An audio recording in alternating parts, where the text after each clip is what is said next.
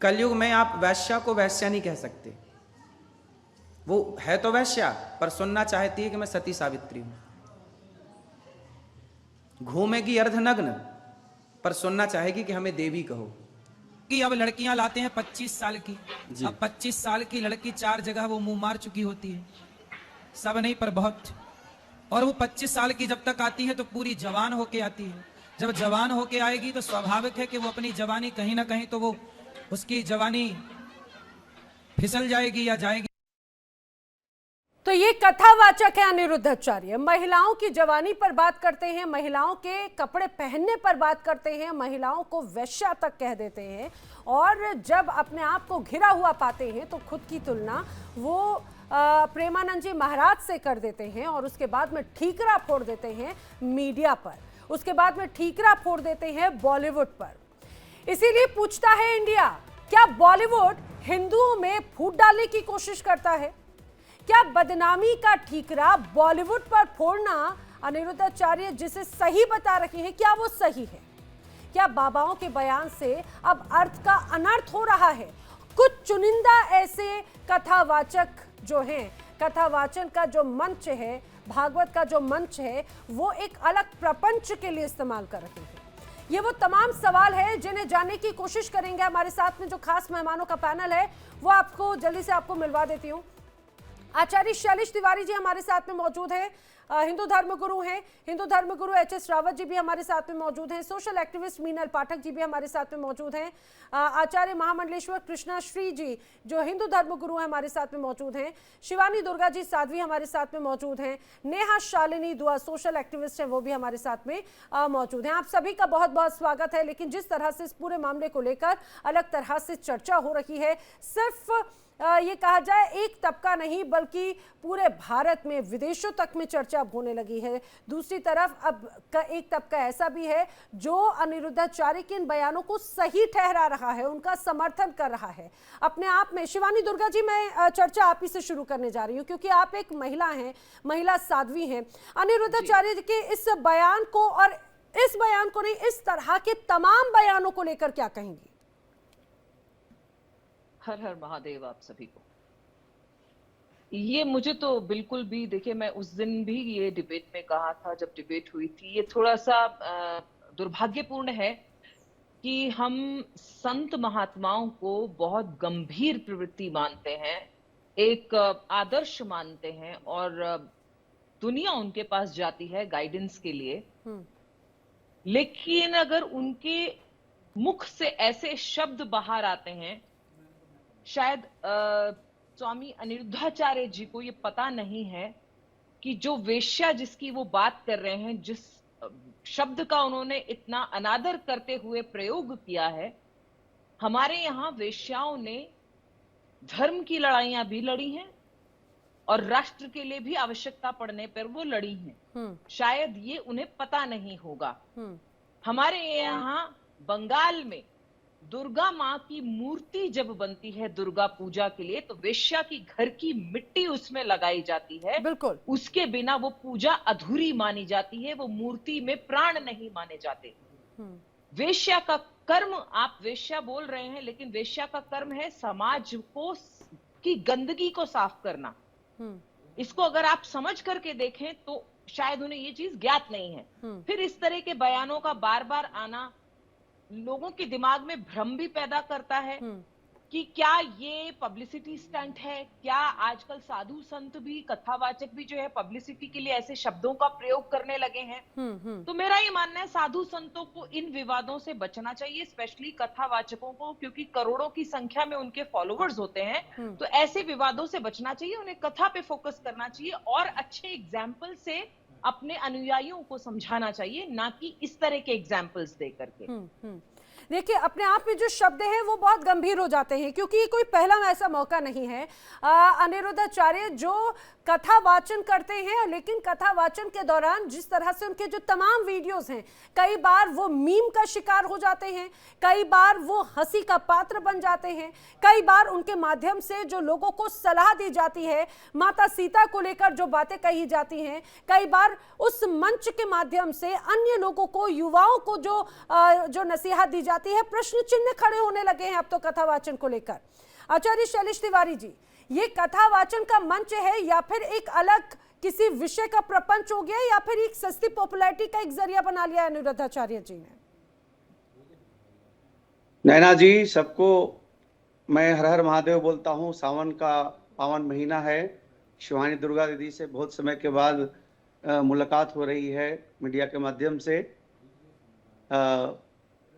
देखिए नैना बहन, सबसे पहले जानने की जरूरत है कि कथावाचक और लाफ्टर चैलेंज का और बिग बॉस में जाकर के जिस तरह से अनिरुद्धाचार्य ने सनातन धर्म की खिल्ली उड़ाया, जिस तरह अनिरुद्धाचार्य महिलाओं को, माताओं को, बहनों को अपने कथावाचन के माध्यम से जब जब कथा करते हैं, मैं तो ये मानता हूं कि यह अनिरुद्धाचार्य कथावाचक नहीं है। यह अनिरुद्धाचार्य लाफ्टर चैलेंज में जिस तरह से कॉमेडी करते हैं, कॉमेडी करने वाला यह व्यक्ति यह समाज में ऐसी ऐसी बातें करता है जो सुनने के बाद आपके खून खौल जाएंगे। यह व्यक्ति को ना शास्त्र का ज्ञान है, ना इस व्यक्ति को सामाजिकता का ज्ञान है, ना बहनों का, माताओं का किस तरह से सम्मान किया जाता है। जिस आप माता के गर्भ से निकले हो, उसी तरह के गर्भ, माता के गर्भ को तार तार कर रहे हो। 25 वर्ष से पहले लड़कियां क्या क्या करती है, सब आप जिस तरह बोल रहे हो, यह निंदनीय नहीं बल्कि यह कानूनन अपराध है और इसकी सजा इस व्यक्ति को होनी चाहिए। इस व्यक्ति की कथा भारत में बंद होना चाहिए, सबसे पहले। दूसरी बात, कथावाचक, इसका सबसे पहले इतिहास देखा जाए। इसका जन्म तो कोरोना काल में हुआ है। 2019 में यह व्यक्ति 6 साल पहले अपना संस्था का शुभारंभ किया है। यह व्यक्ति जब कोरोना काल में पूरी दुनिया परेशान थी, तो उस परेशानी का फायदा उठा करके यूट्यूब के माध्यम से स्क्रिप्ट राइट लिखवा करके यह व्यक्ति कथावाचन किया। जिस तरह से टेलीप्रॉम्प्टर से स्क्रिप्ट लिखा जाता है, टेलीप्रॉम्प्टर से इसने स्क्रिप्ट पढ़ा और लोगों से अथाह पैसे कमाया और आज कथावाचक बन गया। लेकिन यह व्यक्ति कथावाचक के लायक नहीं है।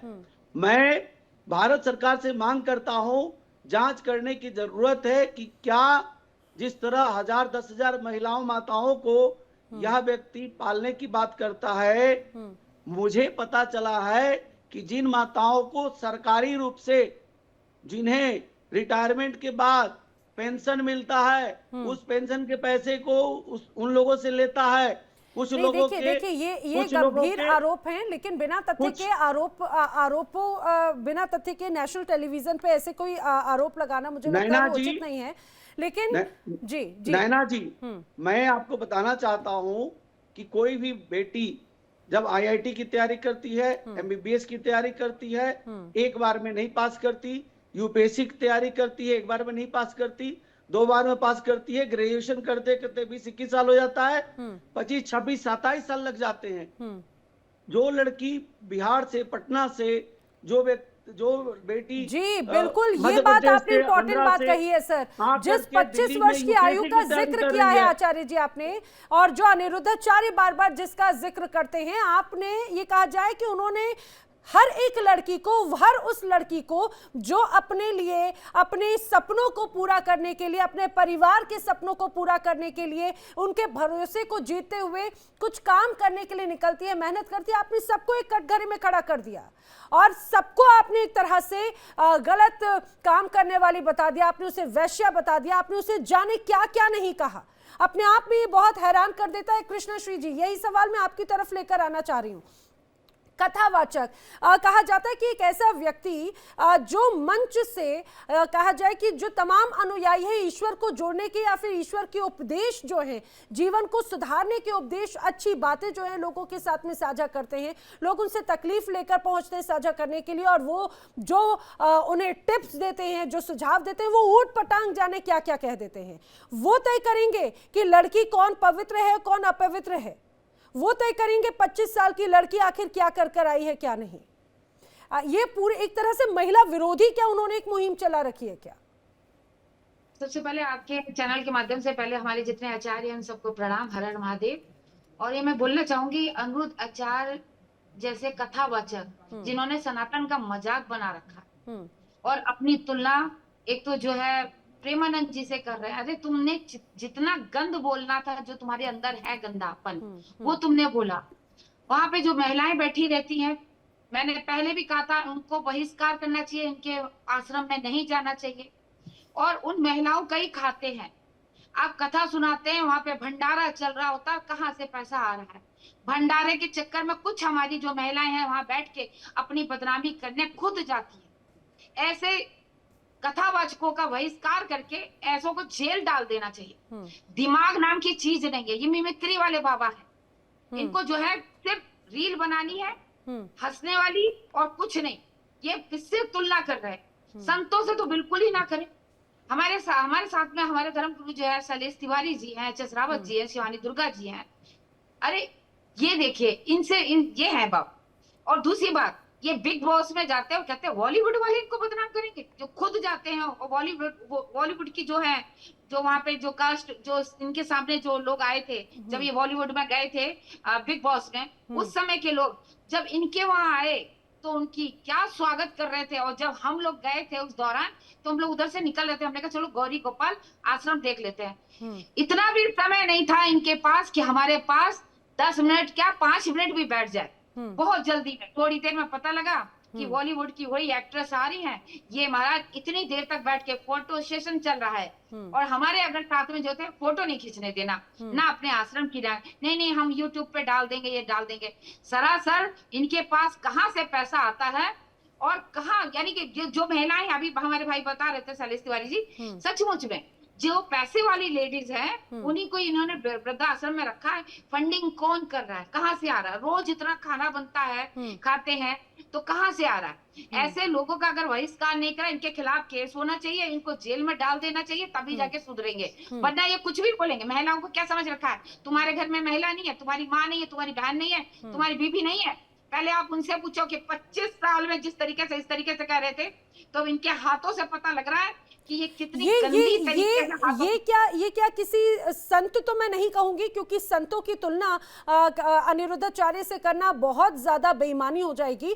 लेकिन एच.एस. रावत जी जिस तरह से हाव भाव का इस्तेमाल करते हैं अनिरुद्धाचार्य, जिन शब्दों का इस्तेमाल करते हैं, और जब उन्होंने खुद को घिरा देखा तो उन्होंने सेफ साइड जो है खुद को संत प्रेमानंद जी महाराज के साथ में शामिल करने की कोशिश की। लेकिन जो अनिरुद्धाचार्य की जो भाषा है, शैली है, विचार है, वो उनके विचार दर्शाते हैं, उनका हाव भाव है। क्या ये किसी कथावाचक को शोभा देता है? आखिर ये क्या करने की कोशिश कर रहे हैं? लोग तो अब उन्हें पूकी बाबा कहने लगे हैं, कथावाचक तो छोड़िए।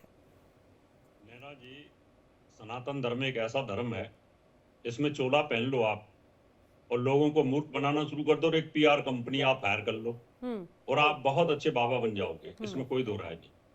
आप महामंडलेश्वर बन जाओ, आप शंकराचार्य बन जाओ, आप पैसा दो, चोला पहनो और PR कंपनी हायर कर लो। और फिर जो PR कंपनी की स्क्रिप्ट होती है उसके आधार पे आप चलिए, देखिए कैसे आपको आनंद आएगा। दुनिया पूजेगी आपको, एकदम नए नए प्रोडक्ट्स तैयार हो जाएंगे आपको। जो दिव्य ज्ञान होता है वो तो शास्त्रों से आता है, प्रभु का ज्ञान होता है, उस ज्ञान में आपको पढ़ने की जरूरत नहीं है। अब ये जितने भी इनके पास में टोटकेबाजी है, जिस प्रकार से हंसी मखौल का माहौल बनाते हैं, वो सब PR कंपनी की स्क्रिप्ट है। क्या आप एक स्त्री खड़ी करते हो कि बाबा जी मेरा साथ तो ऐसे हो गया, मेरा पति शराबी है, मैंने लव मैरिज किया, मैंने फलाना किया, मैंने ढकना किया है, इसे समाज को क्या मैसेज जाता है? समाज को क्या दिखाना चाहते हैं? ये कोई तरीका थोड़ी है। सिर्फ ये है कि PR कंपनी का खेल है। और जो मैक्सिमम जो PR कंपनी के इनके साथ में 40-60 का रेशियो रहता है कि भाई 60% हम लेंगे, 40 आपको देंगे, जितनी कमाई होगी, तो वो उस तरह के प्रोडक्ट हैं। रावत जी, मैं एक रिपोर्ट पढ़ रही थी, उसमें तो ये बता रहे थे कि अनिरुद्धाचार्य की जो नेटवर्थ है वो 25 करोड़ से ज्यादा की है। और ये पिछले, और जैसा आचार्य शैलेश जी कह रहे हैं कि सिर्फ पिछले 5-7 सालों का ही ये पूरा कार्य है इनका। देखिए, इसमें तो कोई दो राय नहीं नैना जी। जिस मीडिया को ये कोस रहे हैं उसी मीडिया की प्रोडक्ट है, इसमें कोई दो राय नहीं। क्योंकि आप जब चलोगे मीडिया में, चलोगे चाहे सोशल मीडिया में चलोगे, मीडिया तो मीडिया ही है ना, उसको चलाता कौन है? पीआर कंपनियां चलाती हैं। पहले इनको जानता कौन था? कोई नहीं जानता था। अचानक निकल करके आ गए, किसकी वजह से आ गए? आप भी इतना खर्च करो, करोड़ों रुपए खर्च करो, आप देखिए कैसे लोग आपके पास आ जाएंगे। तो उसी प्रकार से आपकी पूजा होनी शुरू हो जाएगी कि अनुरुद्धाचार हो गए। लेकिन एक्चुअल में ये संत नहीं है, ये वो प्रोडक्ट है जो सनातन धर्म को दोहन कर रहे हैं, सनातन धर्म का इस्तेमाल कर रहे हैं, उसको निचोड़ रहे हैं, उसको बदनामी दे रहे हैं ये लोग। और उसी वजह से पीआर कंपनी की वजह से फिर विदेशों से ऑफर आने शुरू हो जाते हैं। विदेशी वालों को क्या पता कि इनको कितना ज्ञान और कितना ज्ञान नहीं है। आपने हारमोनियम सीख लिया, आपको गला अच्छा है, आपको गाना अच्छा है, तो बस आप में, और फिर मैं वो शब्द नहीं कहना चाहता जिस शब्द को ये कह चुके हैं, उसमें कोई फर्क नहीं है। बस इतना ही फर्क है, वो भी वही काम कर रही है और तुम भी वही काम कर रहे हो। इसलिए तुम सनातन धर्म के साथ कर रहे हो और वो पब्लिक के साथ कर रही है। लेकिन रावत जी, ये बहुत गंभीर विषय हो जाता है। एक तरफ सनातन के प्रसार करने की बात होती है, ईश्वर के उपदेशों को जन जन तक पहुंचाने की बात होती है, लेकिन अभी जो एक अलग तस्वीर है, मैं चाहूंगी जो नेहा शालिनी दुआ जी भी हमारे साथ में मौजूद है, मीनल पाठक जी भी मौजूद हैं, उन्हें शामिल करते हुए मीनल जी जरा आप समझाने की कोशिश कीजिए। एक बाबा कथावाचक युवा है वो, और जब कथा वाचते हैं तो लोग, कई युवा जो है उनके साथ में जुड़ते हैं और उनको वो ये उपदेश देते हैं कि भाई 25 साल की जो महिला है वो इधर उधर से मुंह मार कर आई होगी, तब तक वो, मतलब जो शब्दों का इस्तेमाल करते हैं, मुझे लगता है वो किसी गली नुक्कड़ के जो लुच्चे व्यक्ति होते हैं उससे भी गिरी हुई भाषा होगी उनकी है। बिल्कुल नैना, इनफैक्ट आई थिंक कि आज के युवा को एक मोटिवेशन की जरूरत है, आज के युवा को मार्गदर्शन की जरूरत है, आज के युवा को ये समझाने की जरूरत है कि हमें अपने कल्चर, अपनी रूट्स को नहीं छोड़ना है। लेकिन आप इस तरह से युवा को गाइड नहीं कर सकते, ये गाइडेंस का रास्ता नहीं है। ऑब्वियसली ये एक ऐसा रास्ता है जिसमें आप उनको रिबेलियन बना रहे हैं। मतलब आप इस तरह से उन सभी के सभी को एक कटहरे में नहीं खड़े कर सकते, उनका कैरेक्टर असैसिनेशन नहीं कर सकते, उनको ये नहीं बता सकते कि उनकी लाइफ बहुत टॉक्सिक है। रेदर आपको अगर उनका एक मार्गदर्शन करना है तो आपको कुछ पॉजिटिव इन्फोर्समेंट्स करनी चाहिए उनके लाइफ के लिए। आप उनको कुछ अच्छी बातें सिखा सकते हैं जिसमें वो अपने स्ट्रेस को झेलना भी सीखें, अपनी लाइफ का बैलेंस भी करना सीखे, अपने इमोशंस को भी कंट्रोल करना सीखे। इस सब के बारे में कोई बात हो ही नहीं रही है। इट्स क्रेजी कि आप धर्म के नाम पे एक हमारा ये बहुत ही एक रिस्पेक्टेबल इंस्टीट्यूशंस हैं, मतलब कि हम लिटरली जब आपको सब कुछ भी समझ नहीं आ रहा होता है तब आप इस रास्ते पे चलते हैं और आपको ऐसा लगता है कि मैं तो किसी धर्म गुरु की शरण में चला जाता हूँ, somebody will guide me। और यहाँ पर देखिए ना ये क्या हो रहा है। आई बिलीव कि इस तरह से एक इंसान पूरा, जो उनका एक पूरी सोसाइटी है, सभी धर्म गुरु पे वही सेम चीज रिफ्लेक्ट होती है, बिकॉज हर किसी को ये तो नहीं पता नहीं कि कौन क्या कैसे कर रहा है।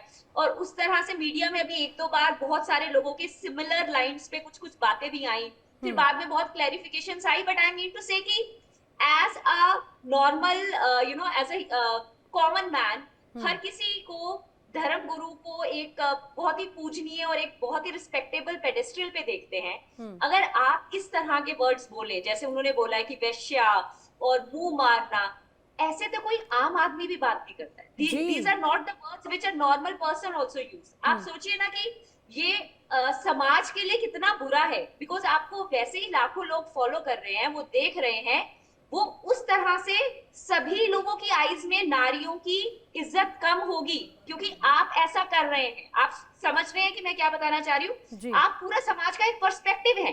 आप जिस तरह से समाज को देखते हैं उस तरह से समाज में देखने लगता है। आप आज ये भाषा बोल के पूरी नारी, मतलब पूरी जो महिलाएं हैं जो इतना संघर्ष भी कर रही है अपनी जिंदगी में, अपने घर को भी बैलेंस करने की कोशिश कर रही हैं, करियर्स को भी फॉलो करने की कोशिश कर रही हैं, अपने पति के साथ जुड़कर एक सुंदर सा जीवन व्यतीत करने की कोशिश कर रही हैं, आप उन सभी के सभी को क्या बोल रहे हैं? मतलब आप देखिए ना, आप सोसाइटी में कितना कितना गलत बोल रहे हैं। आप लिटरली आई वुड से कि आप सोसाइटी में गंद मचा रहे हैं। आपको युवा को जोड़ के रखना है। और सबसे खास बात यह है कि पिछले कुछ वक्त से सनातन या हिंदू धर्म और इन सारी चीज़ों को लेकर एक अलग तरह का, ऐसा लगता है कि एक अलग नैरेटिव सेट करने की कोशिश है। उन्होंने अपने बयान को प्रेमानंद जी महाराज के बयान से जोड़ दिया, जबकि प्रेमानंद जी महाराज का जो बयान था उसके अलग अलग मायने थे। उन्होंने बयान दोनों ही पक्षों के लिए कहे, चाहे वो लड़का हो या लड़की हो, वो बयान भी सभी ने सुना, एक हिस्सा नहीं बल्कि पूरा बयान सुना। लेकिन जब अनिरुद्धाचार्य खुद को घिरता हुआ महसूस करते हैं तो वो अपने आप को प्रेमानंद जी महाराज के कहा जाए कि उनकी आड़ में छुपाने की कोशिश करते हैं। लेकिन नेहा शालिनी जी, जिस तरह से उनकी भाषा, शैली, वीडियोस, और अभी मैं देख रही हूँ कि यूट्यूब पे भी उनके 15 मिलियन से ज़्यादा सब्सक्राइबर्स हैं। उनके जो एक भी कोई वो वीडियो डालते हैं तो वो करोड़ों में, मिलियन, बिलियन में उसके व्यूज़ आते हैं। कमाई का तो एक बहुत अलग एक विषय हो जाता है। क्या ये सस्ती लोकप्रियता पाने के लिए इस तरह की शब्दावली का इस्तेमाल है? और उन्हें पता है सबसे सॉफ्ट टारगेट जो है वो महिला है, महिला को बदनाम करो, महिला को लेकर बोलो, सस्ती लोकप्रियता मिलेगी।